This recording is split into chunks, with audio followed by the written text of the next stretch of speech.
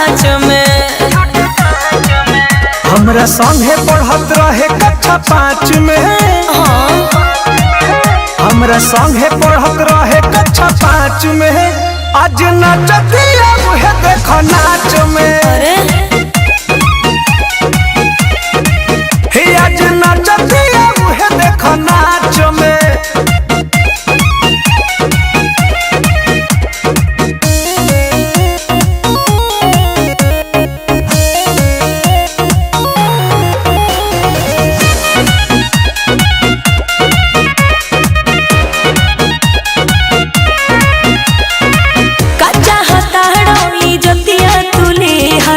बचपन के साजा जवानी में दीहल।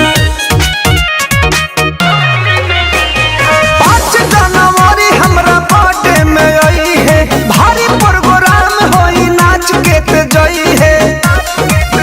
जवन भइल भूला जा उमर कांच में। हमरा संगे पढ़त रहे कक्षा 5 में। हमरा संगे पढ़त रहे कक्षा 5 में। आज नचतिया देखया के नाच में। आज नचतिया देखया के नाच में।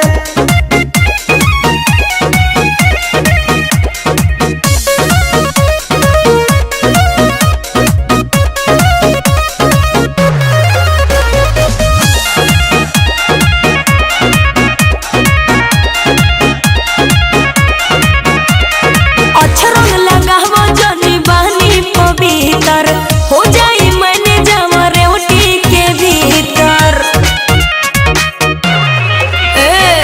अरुण बिहारी कहे परमोध हो। तोरे चक्कर में सबसे कईनी विरोध हो। घी डालो न धीमा आँच में। हमरा संगे पढ़त रहे कक्षा 5 में। हमरा संगे पढ़त रहे कक्षा 5 में। आज नचतिया उहे देखो नाच में। आजा आजा अरे ना हो। आज नचतिया जाके देखो नाच में। ना रह देबे राखते तो बानी।